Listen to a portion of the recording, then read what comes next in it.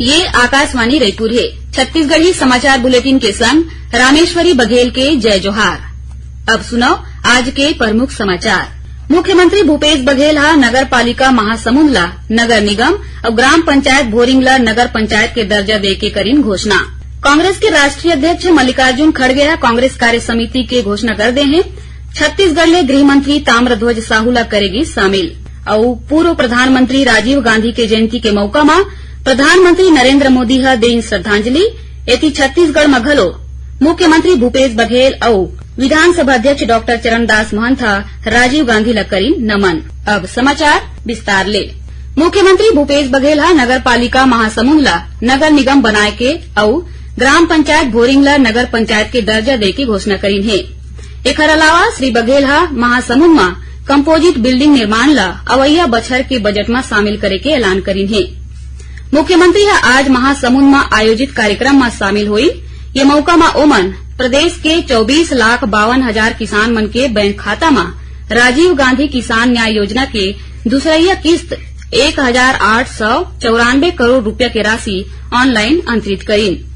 वहीं मुख्यमंत्री गोधन न्याय योजना के तहत गोबर विक्रेता, गोठान समिति और महिला स्व सहायता समूह मन के बैंक खाता में घलो 9 करोड़ 65 लाख रूपया के राशि जारी करीन। कार्यक्रम में मुख्यमंत्री प्रदेश के 18 नवा तहसील और 13 ठन अनुविभागीय कार्यालय के शुभारंभ करीन।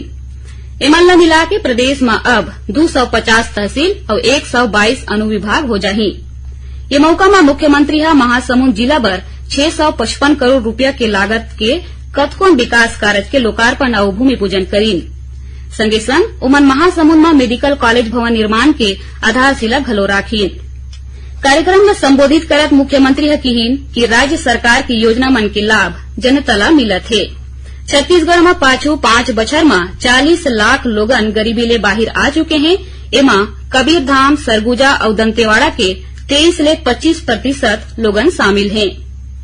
एकर पहले श्री बघेल मुख्यमंत्री गौवंश मोबाइल चिकित्सा योजना के तहत महासमुंद जिला बर 7 और संभाग के आने जिला मन बर 43 मोबाइल पशु चिकित्सा इकाई मन ला हरा झंडा दिखा के रवाना करीन। एकर अलावा मुख्यमंत्री कृषि यांत्रिकीकरण में सब मिशन घटक योजना के 10 हितग्राही मन ला ट्रैक्टर और 1 हितग्राही ला हार्वेस्टर के चाबी सौंपीन है। कांग्रेस के राष्ट्रीय अध्यक्ष मल्लिकार्जुन खड़गे कांग्रेस कार्य समिति के घोषणा कर दे है। 39 सदस्यीय समिति में छत्तीसगढ़ ले गृह मंत्री ताम्रध्वज साहू ला शामिल करेगे है। राज्यसभा सांसद फूलोदेवी नेताम स्थायी आमंत्रित सदस्य होंगी। उन्हें कार्य समिति में 32 स्थायी आमंत्रित सदस्य, 9 विशेष आमंत्रित सदस्य, युवा कांग्रेस, NSUI, महिला कांग्रेस और सेवा दल के अध्यक्ष मन ला घलो स्थान देगे है। मतदाता सूची में नाव जुड़वाए बर आज घलो प्रदेश के सबो मतदान केंद्र मन में विशेष शिविर के आयोजन करेगी। जौन लोगन के नाव मतदाता सूची में दर्ज नहीं रहीस ओमन ये विशेष शिविर में जाके अर्जी लगाई है। संगे संग जेन मतदाता मन के नाव या पता गलत दर्ज रहीस है ओमन घलो शिविर में अपन नाव और पता ला सुधरवाइन। एकर अलावा कतकोन लोगन अपन आधार नंबर ला मतदाता परिचय पत्र ले जुड़वाइन है। भारतीय जनता पार्टी निर्वाचन आयोग ले मतदाता सूची में नाव जोड़े और गलत नाव ला हटाए बर 15 दिन और समय बढ़ाए के मांग करे है।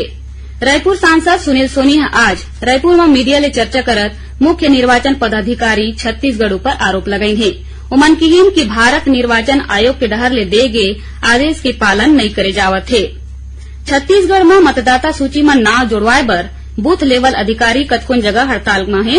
एकरे सेती अधिकारी मन बूथ में नहीं बैठा थे। एक शिकायत निर्वाचन कार्यालय ले करे गए रहीस। फिर स्थिति जस के तस बने है। श्री सोनी ने कहीन कि भाजपा के सबो पदाधिकारी काली ले 31 अगस्त तक मतदाता सूची में नाव जुड़वाए और गलत नाव ला हटवाए बर जन जागरण अभियान चलाही। चंद्रयान 3 मिशन के लैंडर मॉड्यूल के परिक्रमा पथ ला आज बिहनिया सफलतापूर्वक बदलेगी। अब ये लैंडर मॉड्यूल के चंद्रमा की कक्षा में पहुंचे बर सिर्फ 25 किलोमीटर बाँचे है। इसरो के अनुसार लैंडर मॉड्यूल विक्रम सही स्थिति में है और अपन यही कक्षा ले चंद्रमा के सतह में उतरे के प्रयास करही। चंद्रमा के दक्षिणी ध्रुव में सॉफ्ट लैंडिंग 23 अगस्त के संजा 5:30 बजे ले 6:30 बजे के बीच निर्धारित है। चंद्रमा के दक्षिणी ध्रुव में उतर ही ते भारत सफलता हासिल करैया चौथा देश बन जाही। छत्तीसगढ़ी समाचार बुलेटिन आपमन आकाशवाणी रायपुर ले सुनत हव। छत्तीसगढ़ के खबर ले है आपके वास्ता और खबर के विश्वसनीयता ले है हमार वास्ता। आकाशवाणी समाचार रायपुर के प्रादेशिक समाचार बुलेटिन के संगे संग हमार समसामयिक कार्यक्रम आप रेडियो के संग अपन मोबाइल में घलो सुन सकत हव। आकाशवाणी समाचार फेसबुक, ट्विटर और यूट्यूब में घलो हावय। हमार फेसबुक पेज हरे Chhattisgarh news on AIR, Twitter handle CGAIR news और हमार यूट्यूब चैनल हरे छत्तीसगढ़ AIR न्यूज। तो अब रेडियो के संगे संग आपके मोबाइल के माध्यम ले हम आप तक पहुंचत हन। छत्तीसगढ़ के हर खबर पर सुनत रहो आकाशवाणी समाचार। अब आगू बाढ़थन बाचे समाचार कोती। पूर्व प्रधानमंत्री राजीव गांधी के आज जयंती है। ये मौका में प्रधानमंत्री नरेंद्र मोदी हा स्वर्गीय राजीव गांधी ला श्रद्धांजलि अर्पित करीन।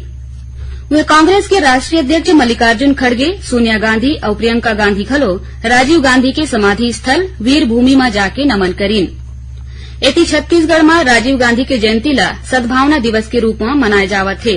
ये मौका में मुख्यमंत्री भूपेश बघेल और विधानसभा अध्यक्ष डॉक्टर चरणदास महंत समेत प्रदेश कांग्रेस के पदाधिकारी मन स्वर्गीय राजीव गांधी ला श्रद्धांजलि दीन है। रायपुर जिला प्रशासन के डहर ले ग्रामीण क्षेत्र में उद्यमिता ला बढ़ावा और उद्यमी मन ला मार्गदर्शन दे के उद्देश्य ले बाइसन केज सार्क टैंक के आयोजन करेगी।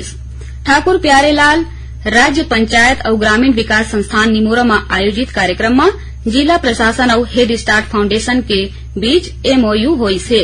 एकर तहत जिला में रीपा ला तकनीकी सहयोग प्रदान करे जाही। कार्यालय में नवा स्टार्टअप वाले उद्यमी मन अपन स्टार्टअप आइडिया और उत्पाद के बारे में जानकारी दीन। ये मौका में रायपुर कलेक्टर डॉक्टर नरेंद्र सर्वेश्वर भूरे हकीहीन की हाल बेरा नवाचार के है।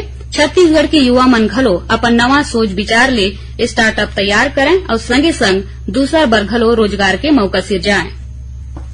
प्रदेश के सरकारी औद्योगिक प्रशिक्षण संस्थान मन में प्रशिक्षण अधिकारी के कतकोन खाली पद पर पहली चरण के काउंसलिंग के बाद दस्तावेज सत्यापन कार्य काली ले शुरू हो गए है, जौन 22 अगस्त तक चलही।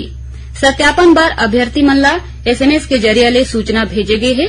उन्हें जेन अभ्यर्थी कोनो कारण ले नियत तिथि में हाजिर नहीं हो पाही वहु मन 22 अगस्त के बिहनिया 9:30 बजे हाजिर होके दस्तावेज के सत्यापन करा सकते।